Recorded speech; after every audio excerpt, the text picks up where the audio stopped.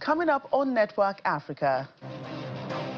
Paramilitary Rapid Support Forces launched their first drone attack on the eastern city of Port Sudan, targeting the Army's airbase. At least 7 people killed after a bombing of hospital and market in South Sudan.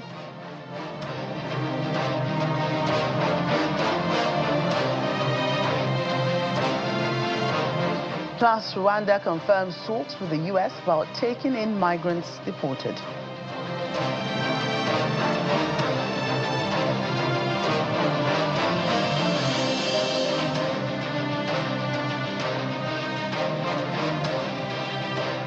Hello everyone, welcome to the program. I'm Joke Rogers. We begin with stories and happenings that made headlines over the weekend. On Saturday, Brice Oligui Nguema was inaugurated as president of Gabon. During the inauguration ceremony in Libreville, where he vowed to God, ancestors and the people of Gabon to preserve all strength for the country's well-being. In his inaugural speech, he promised to protect his country from damage, to faithfully respect and defend the Constitution and the rule of law, to preserve democratic gains, homeland independence, national territorial integrity, to conscientiously fulfill the duties of his office. In January 2025, the Gabonese government announced a review of the electoral law and postponed the elections to 12th of April 2025, the first in Gabon since the 2023 military coup. At that time, he led the change of power, resulting in the removal of former President Ali Bongo from power and the collapse of the 56-year-old rule of the Bongo dynasty. As a result of the elections, he received 90% of the vote and became the new president of the country.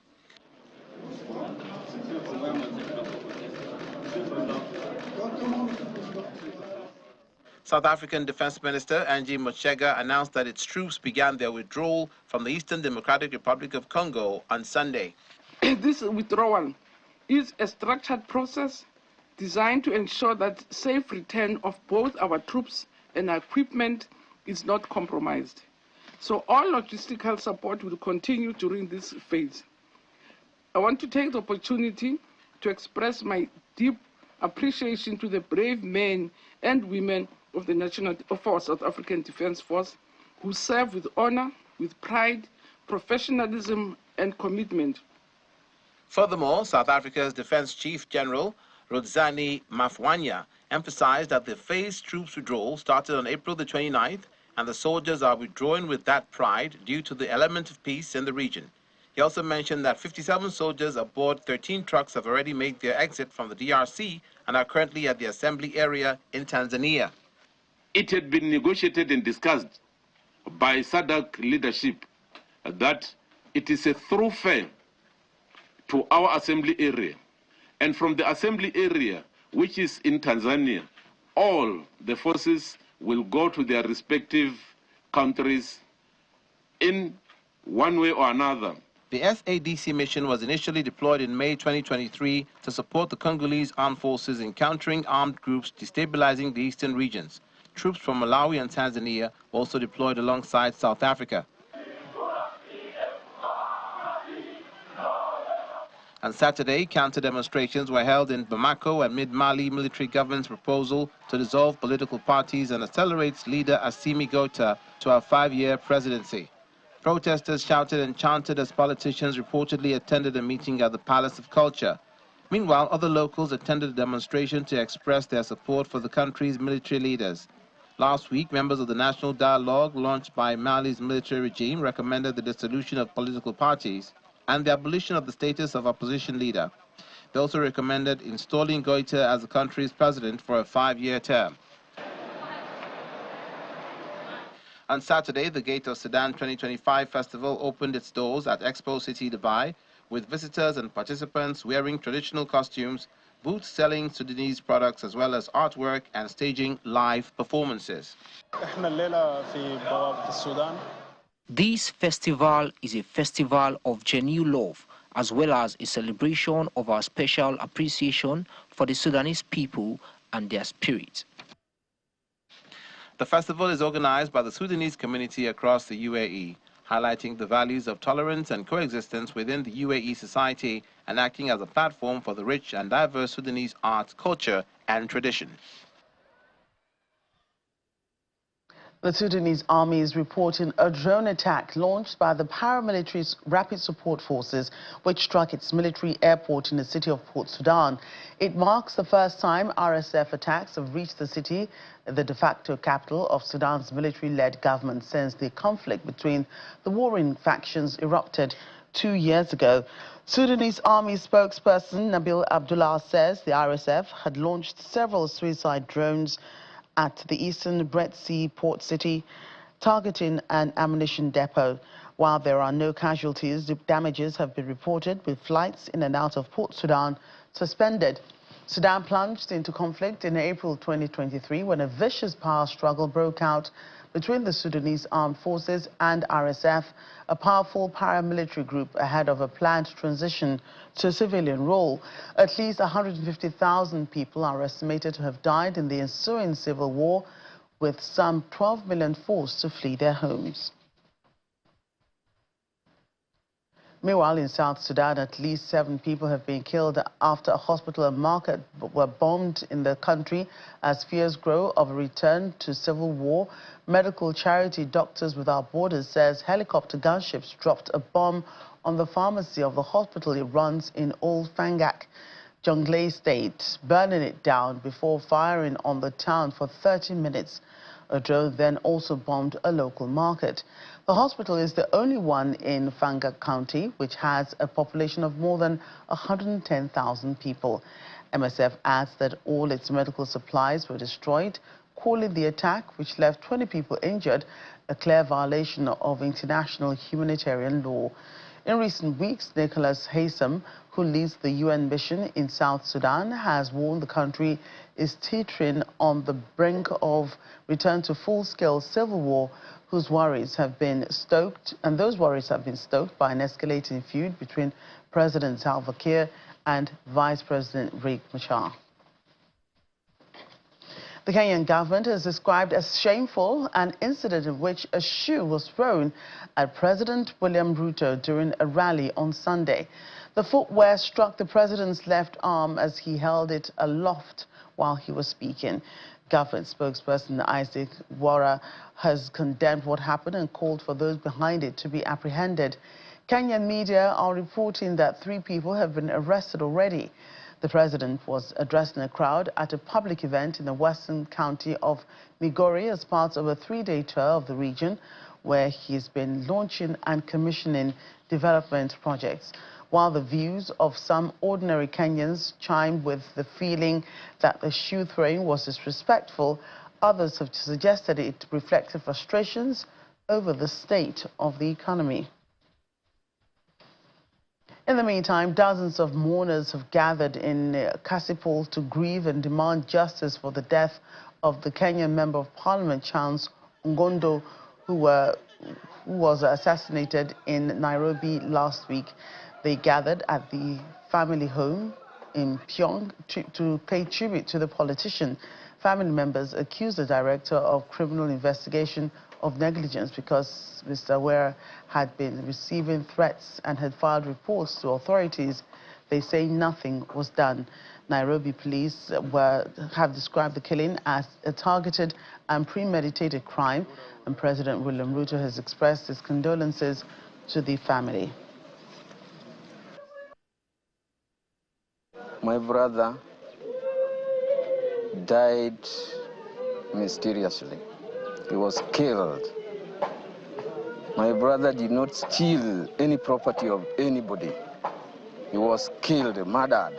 We have lost a lot. He was a pillar to this family. He was a pillar to the whole constituency, the whole Homa Bay County. So we have lost a very honest person, a very important person, a person who was always after the achievement of less fortunate people. We are very sorry about it. We demand justice as a political class. Honorable Sir Charles Onati was assassinated at around 7:30, which is still on a broad daylight.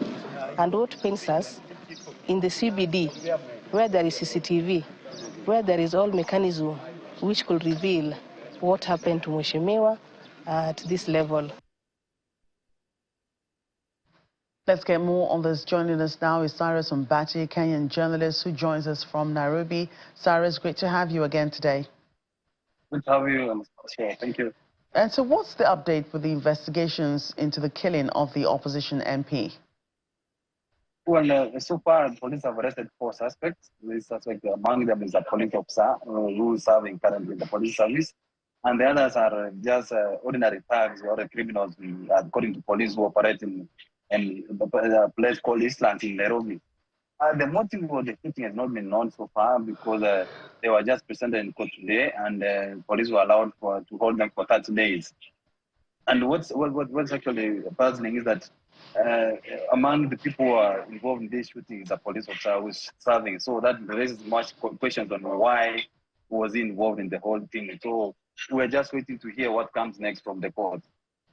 Right, and the family is accusing authorities of doing nothing about the threats to his life, which he had reported earlier. What's their response?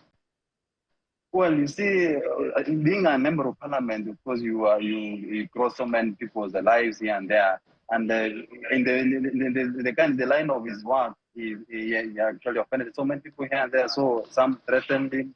The threats were not that serious, according to police, and they were investigated and found to be more of a out of reaction from people here and in his own constituency. Police are saying the threats were not so serious to warrant the kind of taking action. But now with this killing, they have now realized that they needed to take action. They are on the receiving end, you can say as much. Right, and help us understand who Charles Ogondo was and his contributions as a politician to the society. Why were some people so angry that it led to threats to his life, even though the police said, some of those were not so serious? Well, Ogondo is a businessman, a former businessman. He came to parliament as a member of parliament in 2017. So this was his second term serving in the area. He is a controversial business because he was known to be violent in the way that whenever you cross his path, he will come back with guns and beat you or wherever you are trying to oppose him. To some of his supporters, he was helpful. He could pay them for their school fees. He could pay for whatever they needed in the constituency. The constituency was well developed because since he took over, you can say he has done much. But then there are people who are saying that he killed and maimed men in the constituency. So that's why he had both good and bad images in the village, and even here in Nairobi. Then now, what you can say is that he was a member of parliament. He was elected. So in as much as people are saying he was bad, there are those who are saying he's bad, but then there are those who are saying he was good. So he stands there. That's something that can be now judged from whatever he did, and he never did before. And finally, let's take a look at the incident with President Ruto over the weekend. What really led to that shoe attack on the president? Is he fine? He's okay. He's fine. He managed to kind of block the shoe as they are displayed to his face. And what we understand is that 3 people have been arrested. This is a place near the Kenya-Tanzania border. It's called Kehanja, Migori County.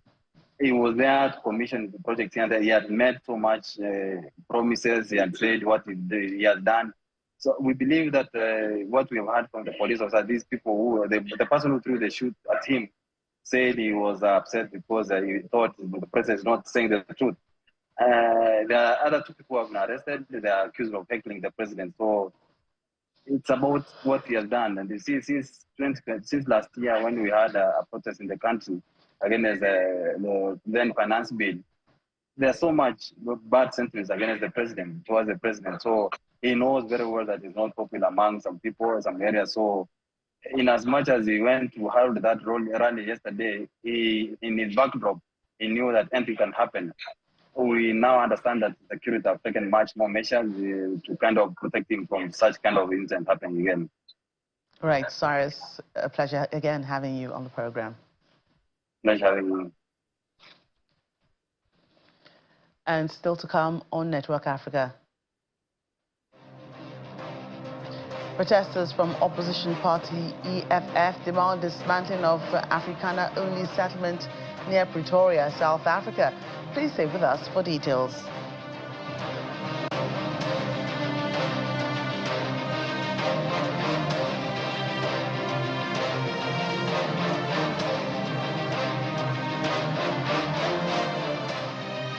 Welcome back. The Togolese leader Faguan has been sworn in as president of the Council of Ministers, a new post which is the highest office in the government's executive branch and has no official term limits. This follows constitutional reform that ended presidential elections and introduced a parliamentary system. This latest change results from a new constitution approved by lawmakers last year, labeled by critics and opposition figures as an institutional coup d'etat. Mr. Nyasingbe's government had paused some of the changes following huge backlash, but has moved ahead with his new role. Togo's municipal elections in July will be the first under the new constitution, which has replaced the presidential system with a parliamentary one. In theory, the role of President of the Republic is now only an honorary title, but analysts say Mr. Nyasingbe's power is more entrenched more than ever with his new post of council president. His party, the Union for the Republic, won a huge majority in last year's parliamentary election, taking 108 out of 113 seats in the National Assembly. The opposition says the change is in order to allow President Nyasingbe stay in power indefinitely. And thousands of South African economic freedom fighters, party supporters, have rallied outside of Kleinfontein, an Afrikaner-only settlement east of Pretoria, to demand its dismantling. The protesters, clad in red, marched to the settlement calling for an end to racism. Kleinfontein was established in 1992. The settlement has faced criticism for its policies, which restrict settlement to Afrikaners exclusively. Critics, including members of the African National Congress, argue that such settlements contradict the principles of a unified post-apartheid South Africa. Carl Nehos, an EFF representative at the National Assembly, delivered a speech before the crowd condemning the settlement as a symbol of racism.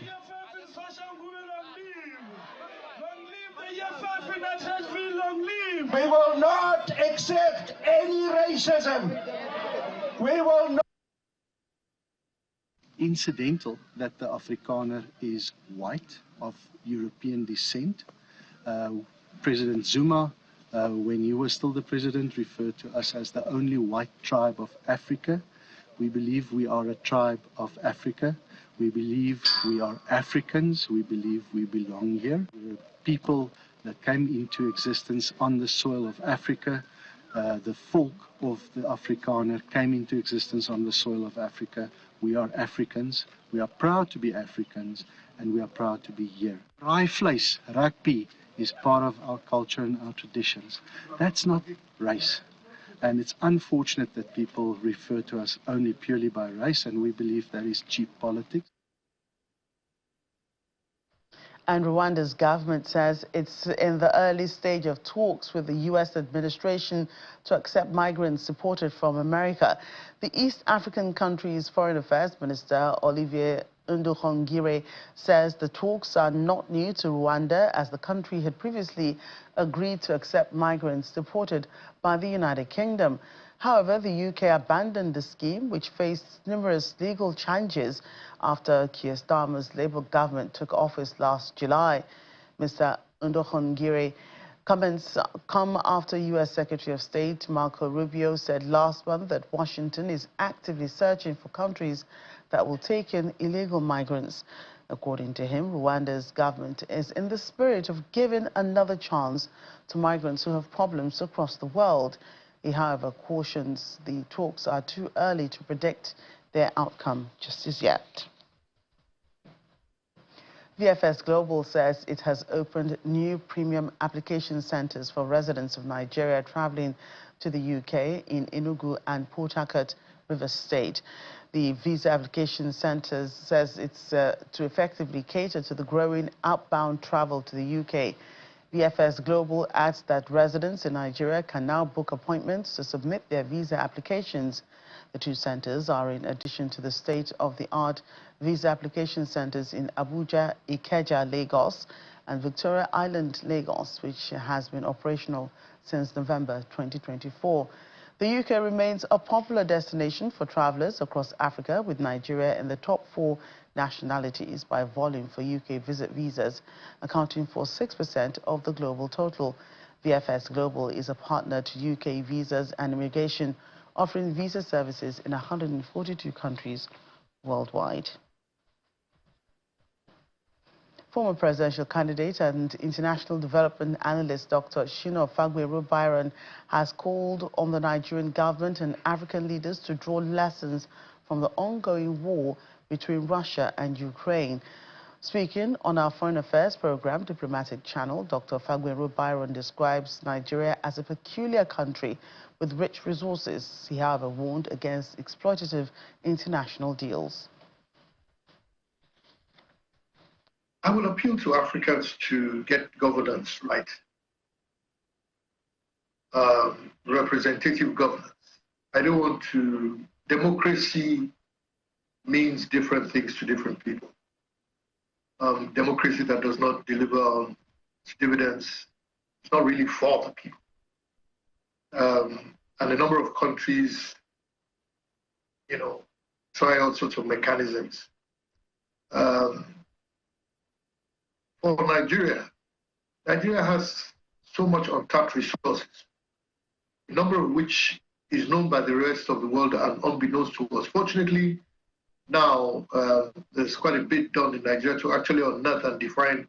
Look, Nigeria has lithium, coltan, all those things that, I mean, without coltan, you don't have your, you don't have Tesla, you don't have your iPhones.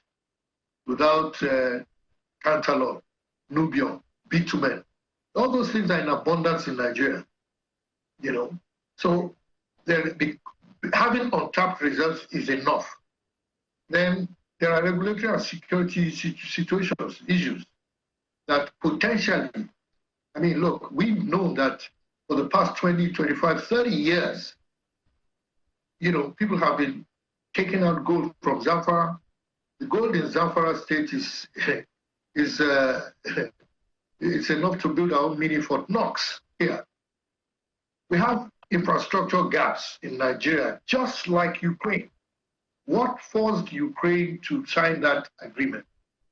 They have the infrastructure gaps in terms of their ability to exploit. Ukraine is basically agriculture. I mean, they've done a lot of investment in agriculture. Truly, Ukraine is actually the food basket, the wheat basket of probably the entire world, But when it comes to solid minerals, they have gaps. Nigeria lacks downstream processing facilities, critical for mineral exploitation, of which foreign partners are needed. And guess what? There are very people lining up. And then, of course, we have to be careful about exploitative deals. We don't want to sign deals when we are desperate. We want to sign deals when we are in a position of strength. Countries must avoid signing deals when they are desperate. It is at times like this, for example, that Nigeria should start considering what are the local value added it can do. Because before you sign deals, if you have local value added, if you have made provision for transfer of technology, if your mineral, for example, exploitation of mineral, if you are linking it up to trade, ab initio. And why I'm saying all this is, I'm a Nigerian. I love my country. But I can see, where, and we must learn. We have to learn from other people's mistakes. If we get ourselves into unnecessary conflict or desperate situation, people will sign anything they will need to sign. And Nigeria is so peculiar because of our, heterogeneous, our diverse nature. You don't want a situation whereby one state will sign with one country, independent of a federal, and then another state will say, because even if, for example, Nigeria's situation is very peculiar. If bandits, for one reason or the other, should capture a significant space of solid minerals and throw up the argument that they have been exploited and they have been,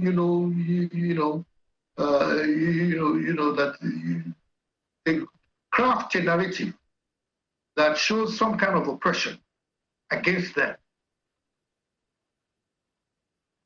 And then they seek external support, contrary to what Nigeria is seeking. Guess what is, then there will be a conflict in Nigeria, almost akin to a civil war. And at that point in time, of all the minerals Nigeria has, Nigeria itself is not going to benefit more than 25% of everything. The rest of it will be paid to service those wars.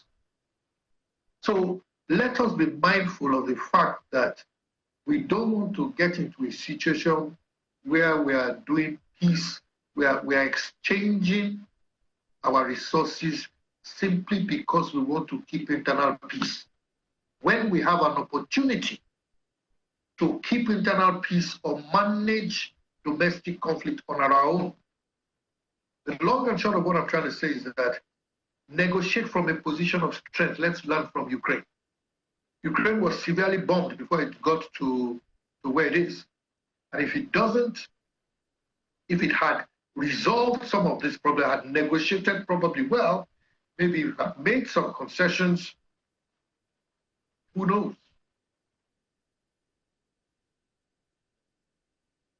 You can watch more of Dr. Shino Faguan Byron's interview on Diplomatic Channel when it airs later today at 8:30 in the UK on Sky 515 and at 11:30 p.m. on DSTV 420. That's Network Africa. Thank you for watching. I'm Joke Rogers.